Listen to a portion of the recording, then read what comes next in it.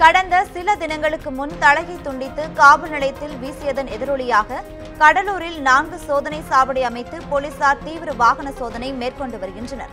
கடந்த 10ஆம் தேதி பாகூரை சேர்ந்த ஸ்வேதன் என்பவரின் தலை துண்டிக்கப்பட்டு ரெட்டி சாவடி காவல் நிலையத்தில் வீசப்பட்டதன் எதிரொலியாக ரவுடிகளை ஒடுக்கும் நோக்கத்தில் இன்று அதிகாலை முதல் ரெட்டி சாவடி காவல் நிலையத்திற்குட்பட்ட பகுதிகளில் 4 சோதனை சாவடிகள் அமைக்கப்பட்டுள்ளன.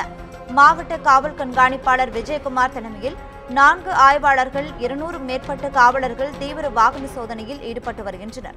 தற்போது நடைபெற்ற வாகன சோதனையில் புதுவை மாநிலத்தை சேர்ந்த 25 ரவுடிகள் கைது செய்யப்பட்டுள்ளதாகவும் இதில் அன்பரசன் என்பவரை குண்டர் சட்டத்தில் அடைக்கப்பட்டுள்ளதாகவும் மாவட்ட காவல் கண்காணிப்பாளர் விஜயகுமார் தெரிவித்துள்ளார்.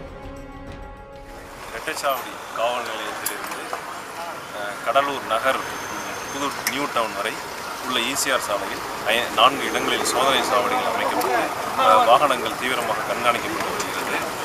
இன்று அதிகாலை நடந்த வாகன தணிக்கை மற்றும் ஆய்வுகளில் ஏறத்தாழ 25 நபர்கள் பாண்டிச்சேரியை சேர்ந்த திருட்டு, கொலை போன்ற வழக்குகளில் சம்பந்தப்பட்ட ரவுடிகள் மற்றும் திருடர்கள் கைது செய்யப்பட்டு